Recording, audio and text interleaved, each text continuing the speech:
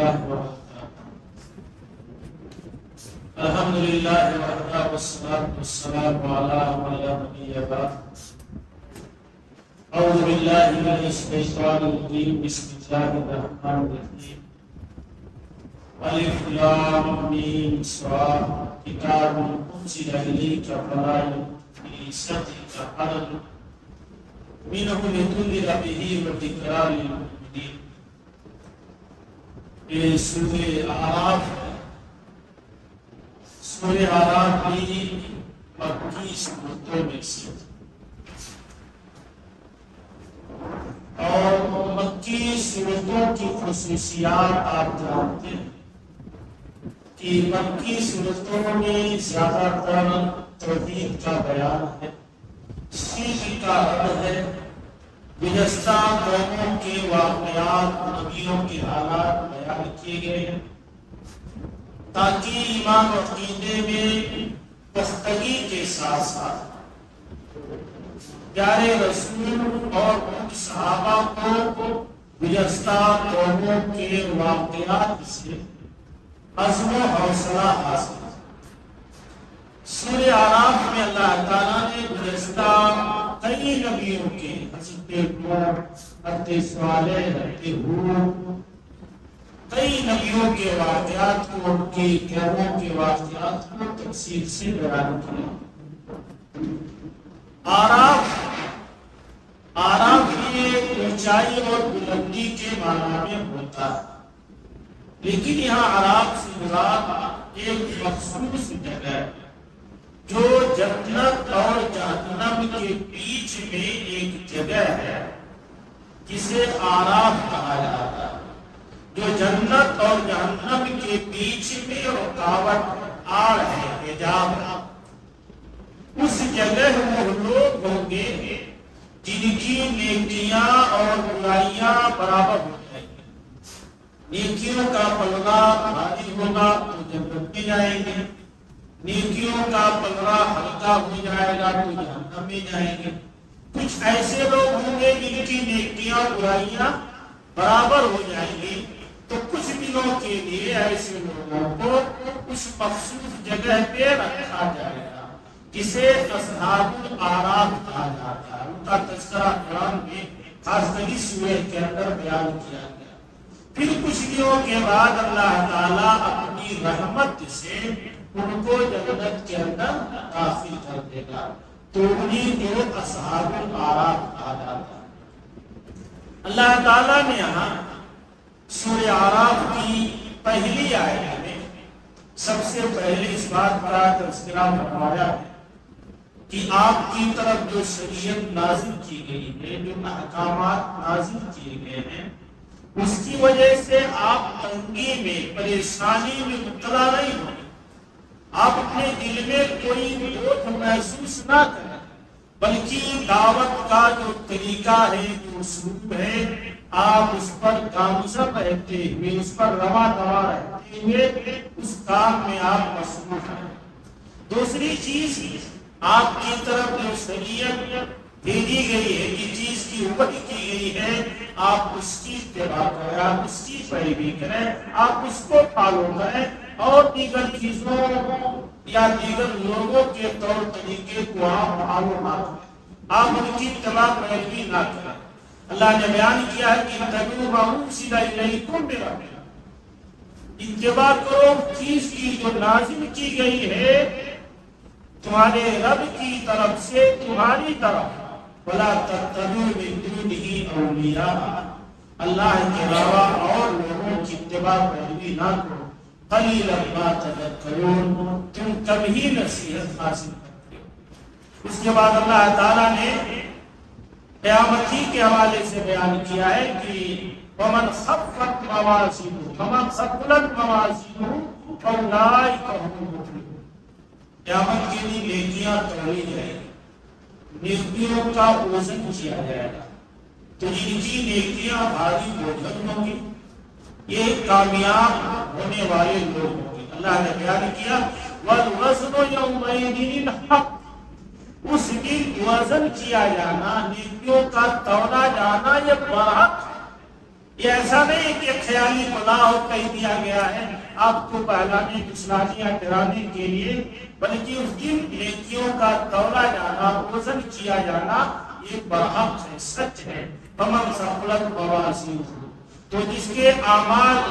صالحہ نیکیوں کا پلڑا بھاری ہو جائے گا، فاولئک هم المفلحون، یہی کامیاب ہونے والے لوگ۔ ومن خفت موازینہ، اور جن کا وزن ہلکا ہو جائے گا، جن کے اعمال کا وزن ہلکا ہو جائے گا، فاولئک الذین خسروا انفسهم، تو یہ وہ لوگ ہوں گے جنہوں نے اپنے آپ کو نقصان پہنچایا۔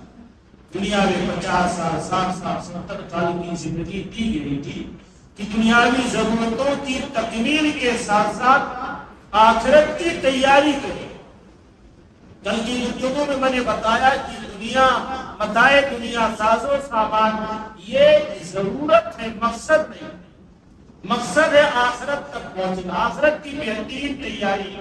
تو جو لوگ دنیا ہی میں پھنس کر کے، ضرورت ہی میں رہ کر کے اپنی عمر گنوا دیتے ہیں، آخرت کے لیے کچھ نہیں کرتے ہیں، دنیا ان کے لیے متاع غرور ہے، روٹی کا سامان۔ لیکن جو لوگ یہاں کے مال و متاع سے فائدہ اٹھاتے ہوئے، جائز چیزوں سے فائدہ اٹھاتے ہوئے آخرت کی اچھی تیاری کر لیتے ہیں، دنیا ان کے لیے متاع حسن ہے، بہترین سامان۔ اسی چیز سے کچھ لوگ گمراہ ہو جاتے ہیں، اسی چیز سے کچھ لوگ اپنی زندگی بنا لیتے ہیں سوال۔ تو اللہ تعالیٰ نے بیان کیا کہ ان کے اعمال کا پلڑا ہلکا ہو جائے گا، یہ در حقیقت اپنے آپ کو نقصان پہنچانے والے لوگ ہیں۔ اس کے بعد اللہ تعالیٰ نے آدم کی تخلیق کے بعد ملائکہ کو، فرشتوں کو دیا کہ آدم کے لیے سجدہ کیا۔ سب نے سجدہ کیا سوائے ابلیس کے۔ کبھی کبھی ہم لوگ یہ سنتے تھے کہ یہ ابلیس فرشتوں کے ساتھ رہتا تھا، جب اللہ تعالیٰ نے فرشتوں کو حکم دیا تو اس کو بھی ساتھ میں رہنے کی وجہ سے اس پر بھی ضروری ہو گیا کہ سجدہ کرے۔ حالانکہ ایسا نہیں، سورہ کہف میں ہے کہ فَكَانَ مِنَ الْجِنِّ، یہ جناتوں میں سے، یہ جناتوں میں سے تھا اور ٹھیک ٹھاک تھا، اچھا تھا۔ لیکن جب اللہ تعالیٰ کی طرف سے حکم ہوا کہ آدم کے لیے سجدہ کرو تو وہاں تھوڑا سا غرور آ گیا، گھمنڈ آ گیا۔ اسی لیے کہا تھا غرور، گھمنڈ بھی بہت مضر، بہت نقصان دہ چیز۔ اللہ نے خود بیان کیا ہے، لیکن قرآن خود کہہ رہا ہے، اللہ کہہ رہا ہم نے اس کو حکم دیا۔ ایسا نہیں کہ فرشتوں کے ساتھ رہنے کی وجہ سے اس کو کرنا پڑا۔ اللہ نے بیان کیا قَالَ مَا مَنَعَكَ أَلَّا تَسْجُدَ، تجھ کو کس چیز نے روکا یہ کہ تو سجدہ نہ کر، اِذْ أَمَرْتُكَ، جب میں نے تجھ کو حکم دیا، جب میں نے تجھ کو حکم دیا تھا تو اس کو بھی آرڈر دیا گیا تھا، حکم دیا گیا تھا کہ تو آدم کے لیے سجدہ کر، تو اس پر بھی ضروری ہو گیا تھا۔ اس نے کیا کہا؟ انا خیر منہ، میں آدم سے بہتر ہوں، خلقتنی من نار، تو نے مجھے آگ سے پیدا کیا، وخلقتہ من طین، اور آدم کو مٹی سے پیدا کیا۔ بعض آیتوں میں ہے کہ فاستکبر، اس نے گھمنڈ کیا، غرور کیا، تو اللہ تعالیٰ نے کہا فاہبط منہا، تو ہمارے پاس سے ہٹ جا۔ اس کے بعد اللہ تعالیٰ نے ہمیشہ کے لیے اس کو مردود قرار دے دیا۔ لیکن جب وہ مردود ہو گیا تو اس نے ٹھان لی کہ اللہ کے بندوں کو ہم گمراہ کریں گے۔ چیلنج کیا اللہ تعالیٰ نے کہا کہ تم جا، جو میرے صالح نیک بندے ہوں گے، جو میرے متبعین ہوں گے، پیروکار ہوں گے، وہ تیرے جھانسے میں نہیں آئیں گے، تیری بات نہیں مانیں گے۔ بہرحال وہی سے شروع کیا آدم و حوا سے۔ قرآن میں کئی جگہوں پر اللہ تعالیٰ نے بیان کیا ہے کہ اللہ نے جب کہا آدم حوا سے کیا آدم اسکن انت و زوجک الجنت فکلا منہا حیث شئتما، کہ آدم حوا تم جنت میں جہاں چاہو رہو، جو چاہو کھاؤ، جیسے چاہو زندگی گزارو، ولا تقربا هذه الشجرة، لیکن اس درخت کے قریب نہ جائے، فتکونا من الظالمین، ورنہ تم دونوں ظالموں میں سے ہو جاؤ، زیادتی کرنے والوں میں سے ہو جاؤ۔ فوسوس لهما الشیطان، اب ایک سوال یہ کیا جاتا ہے کہ جب جنت میں آدم اور حوا تھے اور شیطان کو وہاں سے نکال دیا گیا تھا تو پھر کیسے ان دونوں کو گمراہ کیا؟ بہت سارے مفسرین کوئی نہ کوئی شکل بنا کر کے کی شکل میں گیا تھا، ایسے گیا تھا، نہیں ایسی کوئی چیز صحیح روایتوں سے یا قرآن کی آیت سے ثابت نہیں ہے، بلکہ کیا کہہ رہا قرآن یہاں فوسوس لهما الشیطان، شیطان نے وسوسہ پایا جو دل میں باندھا، کیونکہ شیطان یہ وسوسہ پایا انسان کے رگوں میں دوڑتا، ان الشیطان یجری، شیطان انسان کے جسم میں ایسے ہی دوڑتا ہے جیسے کہ خون دوڑتا ہے، یہ وسوسہ پیدا ہے۔ آپ راستہ چل رہے ہو، کوئی عجیب چیز دکھائی دے، آپ کے دل میں خیالات پیدا ہونے لگتے ہیں، در حقیقت وہ شیطان ہی وسوسہ ہے، آدمی کس سے کچھ سوچنے لگتا، تو وسوسہ کے ذریعہ شیطان نے ان دونوں کو گمراہ کیا اور بہت ہی اچھے انداز میں، بہت ہی خیر خواہانہ انداز میں،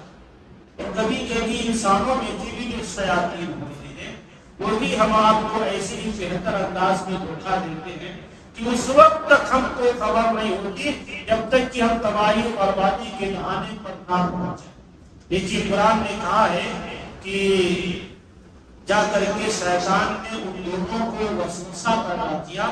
قال ما نهاكما ربكما عن هذه الشجرة إلا أن تكونا ملكين،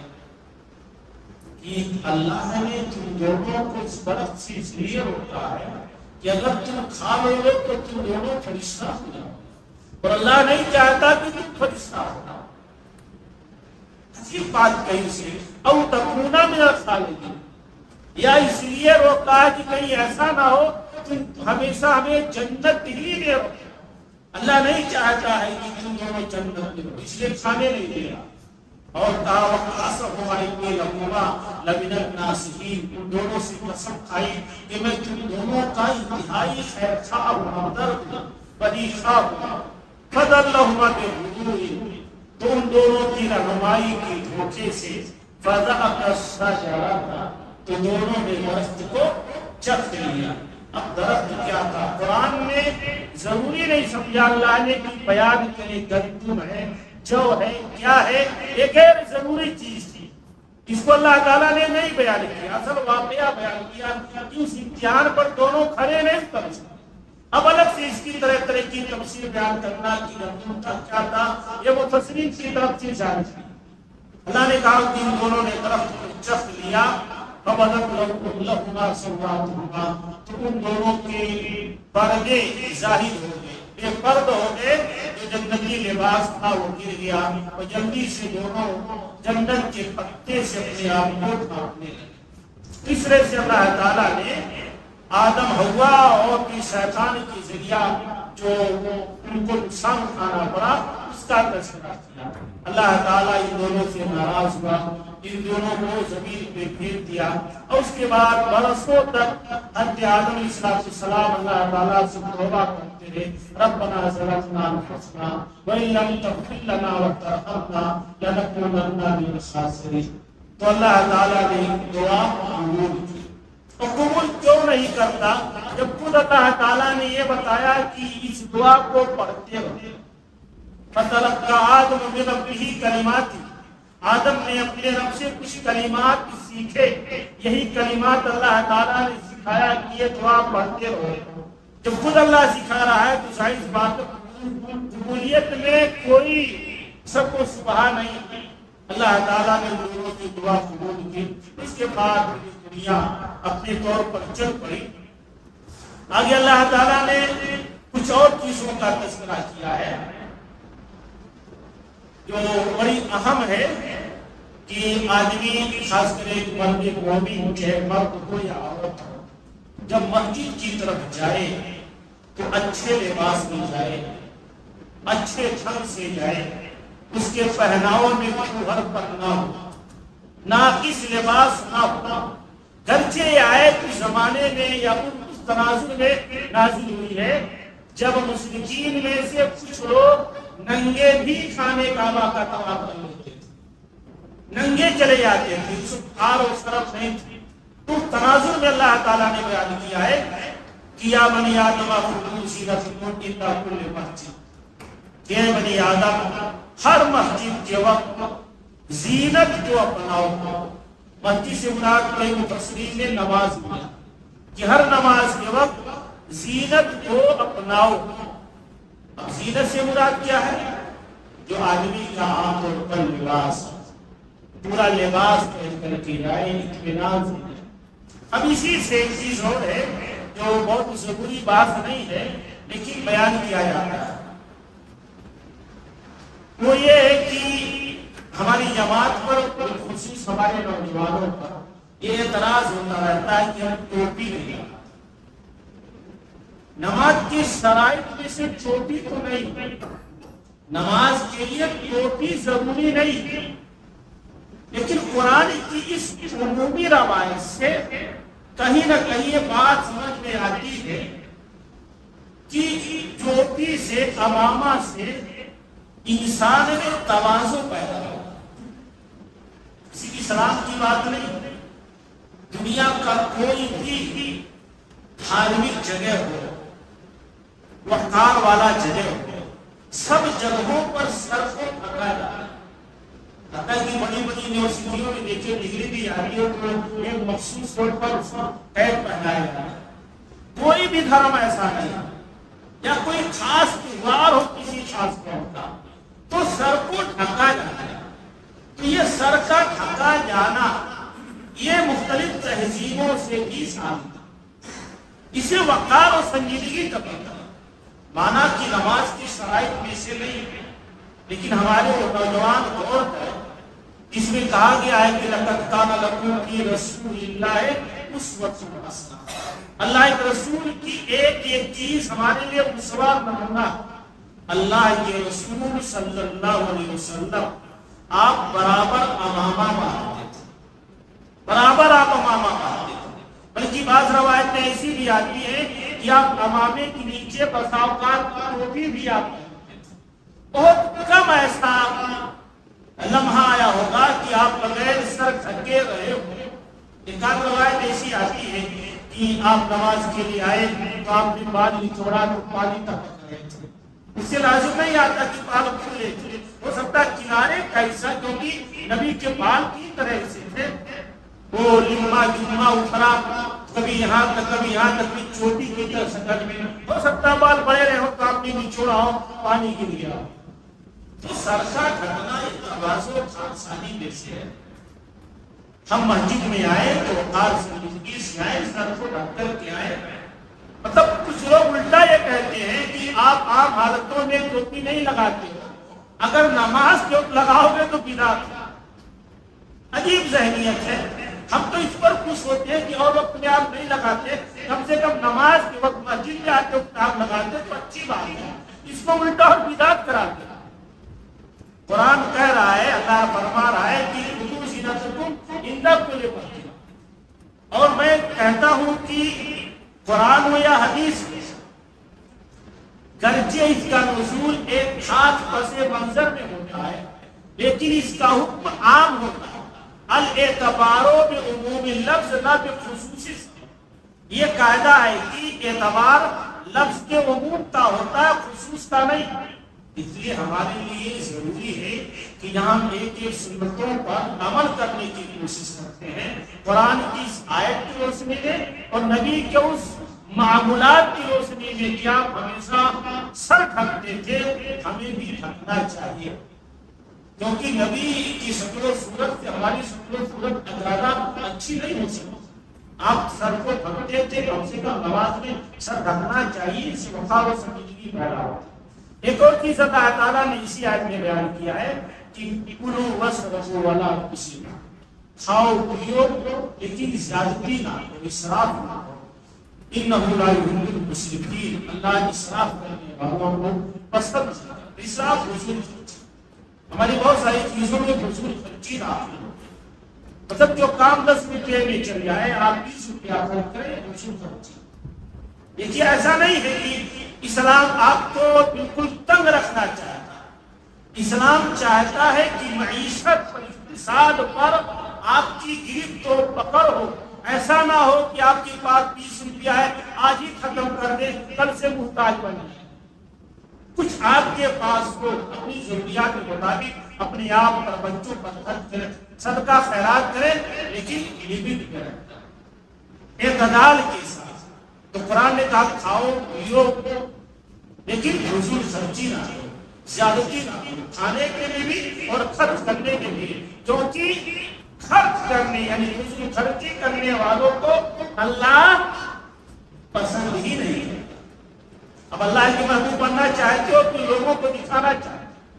بہت ساری چیزیں ہم اس لیے کرتے ہیں کہ اگر نہیں کریں گے تو لوگ کیا کہیں، ایسا نہیں ہوتا۔ لوگوں کے کہنے سے بچنے کے لیے ہم کرتے ہیں، اور وہاں اللہ کہہ رہا ہے کہ آپ فضول خرچی کرو گے تو اللہ آپ کو پسند نہیں کرے گا۔ اچھا، فضول خرچی سے بڑھ کر بھی ایک چیز ہے، اس کو قرآن نے تبذیر کہا ہے، تبذیر۔ ان المبذرین کانوا اخوان الشیاطین، اس کا ترجمہ بھی فضول خرچی ہوگا، لیکن اس میں فرق ہے، اسراف اور تبذیر میں فرق ہے۔ اسراف یہ ہے کہ ضرورت اتنے میں ہو جائے اور آپ اس سے بڑھ کر خرچ کریں، اور تبذیر یہ ہے کہ آپ کو ضرورت ہو ہی نہ پھر بھی خرچ کریں۔ تو ایسے لوگوں کو قرآن نے شیطان کا بھائی کہا۔ آج مسلمانوں میں بھی بڑا افراط تفریط، ایک طرف تو بڑی غربت ہے، پریشانی ہے، اور ایک طرف اس کو اللہ تعالیٰ نے دے دیا ہے کہ انتہائی طور پر نہ صرف فضول خرچی ہے بلکہ تبذیر پائے گا، بلا ضرورت اخراجات ہوتے ہیں۔ تو قرآن نے اس پر ایک حد بندی کی ہے کہ آپ خرچ کرو لیکن اعتدال میں، لمٹ میں رہ کر کے، تاکہ آپ کے پاس جو بچے گا آپ کو کام آئے گا، آپ کی ضروریاتی زندگی بعد میں دشوار اور مشکل نہیں ہوگی۔ ایسے اللہ رب العالمین نے آگے چل کر کے سورہ اعراف کی آیت نمبر 33 میں کچھ بے حیائیوں اور بدکاریوں کو حرام کرا دیا، چاہے وہ بے حیاء ڈھکی ہوئی ہو، چاہے وہ چھپی ہوئی ہو، چاہے ظاہر ہو، چاہے اعلانیہ ہوتی ہو، تمام طرح کی بے حیائی کو، برائی کو اللہ تعالیٰ نے حرام کرا دیا۔ قُلْ إِنَّمَا حَرَّمَ رَبِّيَ الْفَوَاحِشَ مِنْهَا مَا ظَهَرَ مِنْهَا وَمَا بَطَنَ۔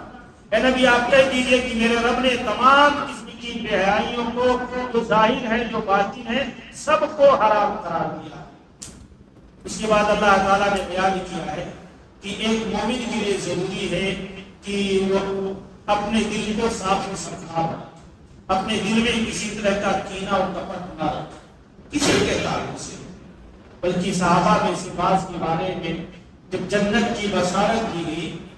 ایک محفل میں اللہ کے نبی بیٹھے تھے، ایک آدمی گزرا، آپ نے کہا کہ یہ جنتی ہے۔ دوسرے دن بھی اتفاق سے گزرا وہی آدمی، اس کے بارے میں آپ نے کہا یہ آدمی جنتی۔ بعض صحابہ کو تجسس ہوا کہ اس کے اندر کون سی خوبی ہے، کون سی نیکیاں کرتا ہے، کتنی عبادت کرتا ہے کہ نبی نے اس کے جنتی ہونے کی بشارت۔ تو جا کر کے پتہ لگایا، دو ایک دن ان کی یہاں گھر کر کے کچھ معمولات میں فرق ہے، وہی 5 وقت کی نماز، رات میں تھوڑا سا اٹھ کر کے قیام اللیل کر لیا، کوئی فرق نہیں دیکھا بہت زیادہ کی کچھ نیکیاں، کچھ اعمال، ہمیشہ ذکر و اذکار کرو، ہمیشہ تلاوت کرو۔ انہوں نے بتایا کہ نہیں، ایسا ایسا میں نے نبی کی محفل میں سنا تھا، تو آپ کے بارے میں جنت کی بشارت دی، لیکن ہم نے آپ میں کوئی خوبی تو نہیں دیکھی۔ انہوں نے بہت بڑی بات کہا کہ میرا سینہ، میرا دل تمام لوگوں کے لیے صاف ہوتا ہے، رات میں جب میں سوتا ہوں تو سب کو معاف ہوتا ہے، صبح جب میں اٹھتا ہوں تو میرا سینہ، میرا دل تمام مسلمانوں کے تعلق سے پاک و صاف ہوتا ہے، کوئی کینہ کپٹ بغض حسد نہیں ہو سکتا ہے۔ یہی عمل اللہ تعالیٰ کو، اور قرآن حدیث میں آتا ہے کہ افضل مومن جس کا دل صاف و پاک ہو، جو تقوی سے بڑھ کر ہوتا ہے۔ تو اللہ تعالیٰ نے یہاں بیان کیا ہے کہ آدمی کا سینہ اور دل ہمیشہ صاف ہونا چاہیے۔ ایسے اللہ رب العالمین نے ایک اور چیز بیان کیا ہے کہ کاروبار میں بھی ہمارا معاملہ صاف و شفاف ہونا چاہیے، ناپ تول برابر ہونا چاہیے۔ کبھی کبھی فیصلے وغیرہ پر چاہے وہ ہمیں بدنام ہی کرنے کے لیے لوگ بھیجتے ہوں، لیکن دیکھا جاتا ہے کہ ٹوپی لگایا ہوا شخص ہے، داڑھی بھی ہے، پھل توڑ رہا ہے، خراب رکھ رہا ہے، کچھ کر رہا ہے، ادھر وہ آدمی پیسہ لیتا ہے، ادھر تولے ہوئے میں سے تو نکال کر کے رکھ دیتا ہے۔ مطلب عجیب سبھی ہے، ایسا دیکھنے میں آتا ہے۔ مطلب نماز بھی ہے، داڑھی بھی ہے، لیکن کاروبار کو ہم دوسرے ڈھنگ سے کرتے ہیں، اس پر ہماری عبادت کا، ہمارے وضاحت کا اثر کم دکھائی دیتا ہے۔ ایسے لوگ جو کاروبار میں دھوکہ کرتے ہیں، کوئی گرچہ تہجد گزار ہو، نمازی ہو، لیکن نبی نے کہا ہے کہ یہ مومن ہی نہیں ہے، یہ ہماری شریعت کے پیروکار نہیں ہے۔ صحیح مسلم کی ایک روایت میں ہے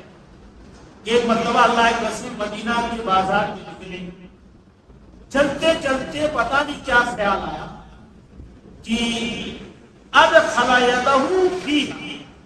گلے کا ایک ڈھیر تھا۔ اب جو بھی رہا ہو، حدیث میں ہے مرہ رسول اللہ علیہ سبرت کامل، اللہ کے رسول گزرے کھانے کے ایک ڈھیر کے پاس، گلے کے ایک ڈھیر کے پاس۔ اب جو کھجور رہا ہو، مکہ رہا ہو، یا جو رہا ہو، گیہوں رہا ہو، چلتے چلتے ادخل یدہ فیہ، آپ نے اپنا ہاتھ اس کے اندر داخل کر دیا، فاصابت اصابعہ وللت، جب آپ نے اپنے ہاتھ کو باہر نکالا تو آپ کے ہاتھ میں تراوت دکھائی دیا، آپ کی انگلیاں بھیگی ہوئی، اوپر گلا سوکھا ہوا تھا، اندر بھیگا ہوا تھا۔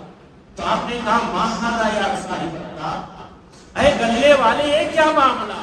اوپر تو سوکھا سوکھا اور نیچے بھیگا ہے، یہ کیا معاملہ ہے؟ اس نے کہا کہ اصابہ السماء یا رسول اللہ، اللہ کے رسول صلی اللہ علیہ وسلم بارش ہوئی تھی، گلہ بھیگ گیا تھا، تو ہم نے بھیگا ہوا گلہ نیچے کر دیا، سوکھا والا اوپر رکھ دیا۔ تو آپ نے کہا اللہ جعلتہ فوق الطاق، بھیگا ہوا گلہ تم نے اوپر کیوں نہیں رکھا تاکہ اس کے مطابق لوگ کھاؤ تاؤ کرے، ریٹ لگاتے، قیمت لگاتے۔ اور اس کے بعد آپ نے بہت بڑی بات کہی،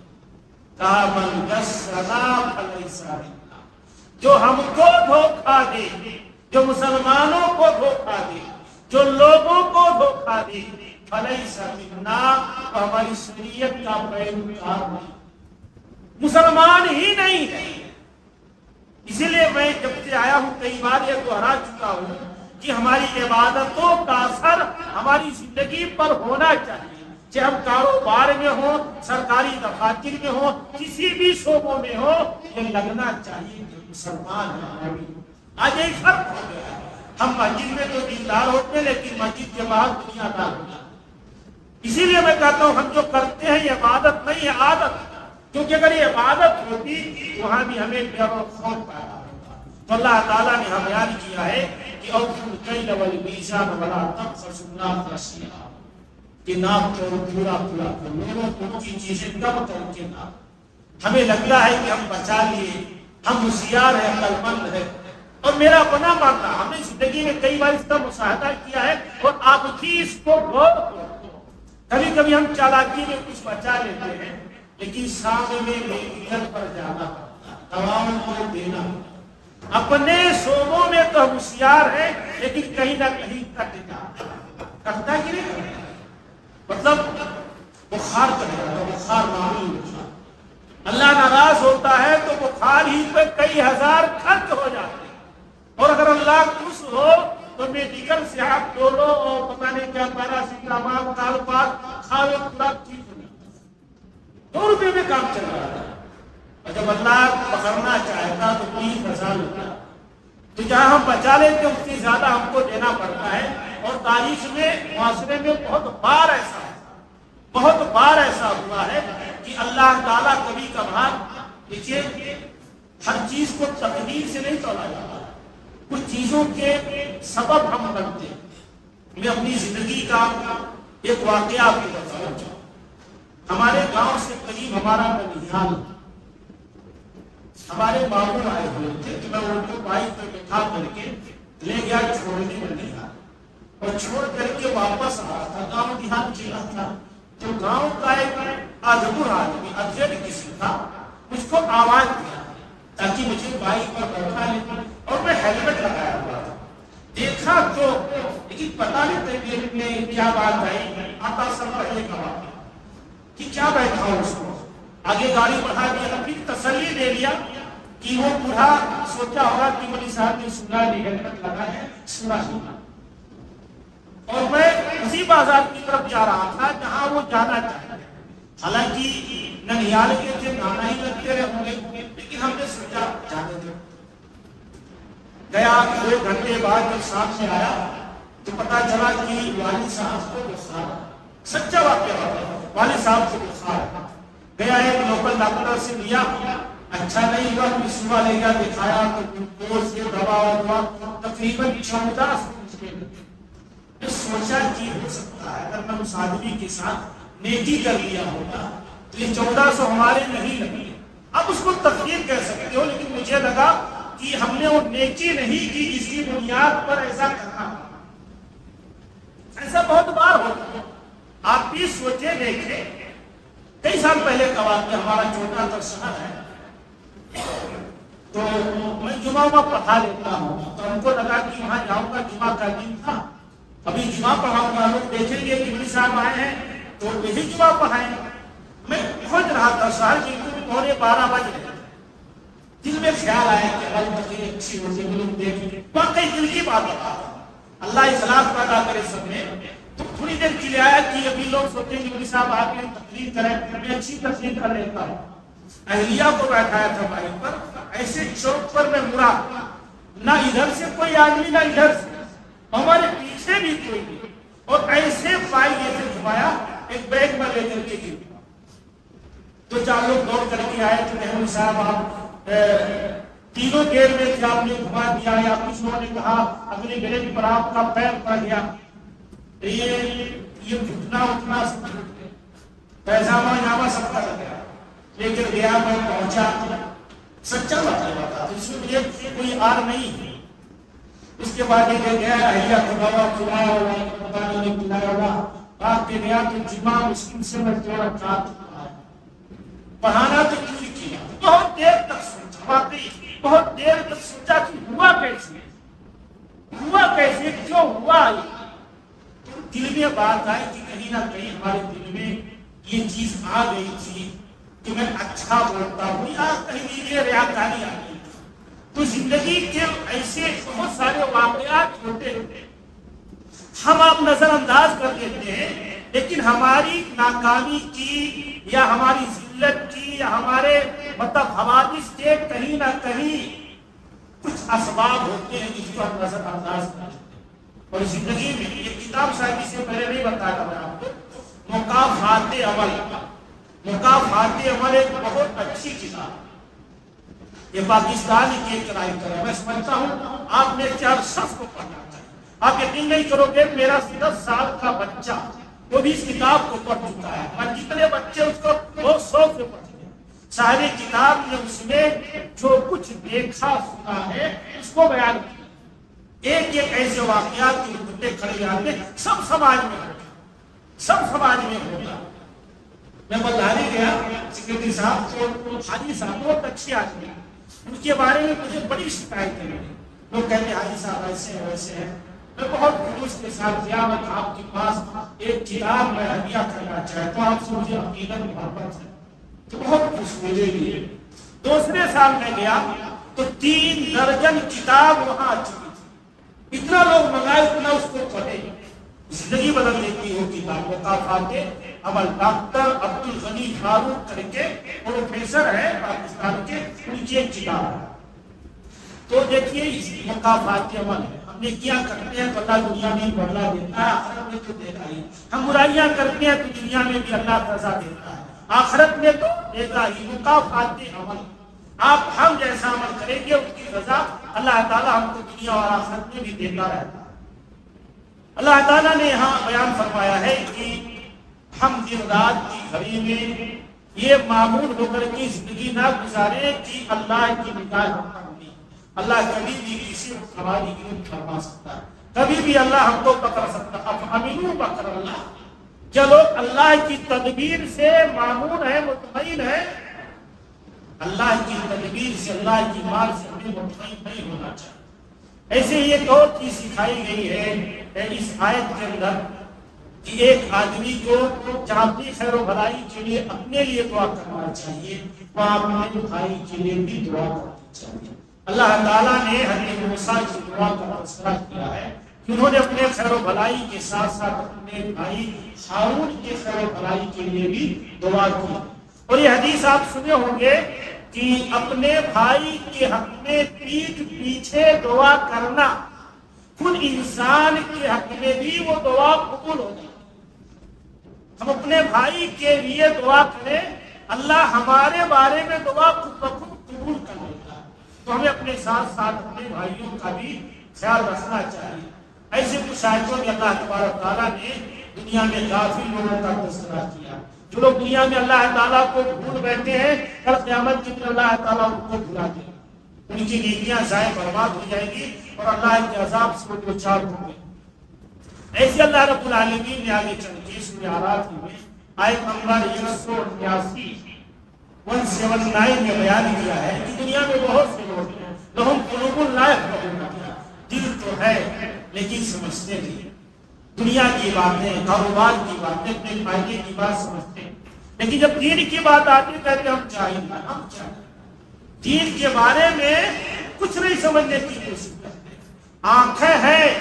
دنیا کی چیزیں، اپنے فائدے کی چیزیں دیکھتے ہیں، لیکن دین کے بارے میں، شریعت کے بارے میں، اللہ اس کے رسول کے بارے میں، قرآن و حدیث کے بارے میں اپنے آپ کو جاہل گواہ کہہ کے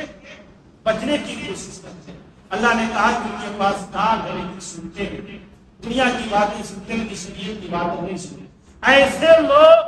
جو دنیا کی چیزوں کو دیکھتے، سنتے، سمجھتے ہیں لیکن شریعت کی باتیں سنتے سمجھتے نہیں ہیں، اللہ نے کہا اولئک کالانعام، یہ جانوروں کی طرح سے ہے، بل ہم اضل، بلکہ جانوروں سے بھی بدتر ہیں، جانوروں سے بھی برے ہیں۔ جانور کو جو اللہ نے سنس دیا، سوچ دیا کہ گھاس کھانا ہے، چارہ کھانا ہے تو وہی کھانا، لیکن انسان جو اشرف المخلوقات ہے، بتا دیا گیا کہ اس سے آگے نہیں بڑھنا ہے، تو جیسے اس کی فطرت ہی میں آگے بڑھنا۔ تو اللہ نے کہا یہ انسان جو نہ سوچے، نہ سمجھے، نہ دیکھے، نہ سنے، یہ جانور ہے، بلکہ جانور سے بھی بدتر ہے۔ یہاں ہمیں بتایا گیا ہے کہ اللہ نے ہمیں اپنے سوچ دیا ہے، تو ہمیں اپنے فائدے کے ساتھ ساتھ دنیاوی فائدے کے ساتھ ساتھ اخروی فائدہ بھی سوچنا چاہیے، آخرت کے بارے میں بھی فکر مندی ہونی چاہیے۔ اللہ تعالیٰ ہم سب کو کتاب و سنت کی صحیح و صحیح سمجھتا فرمائے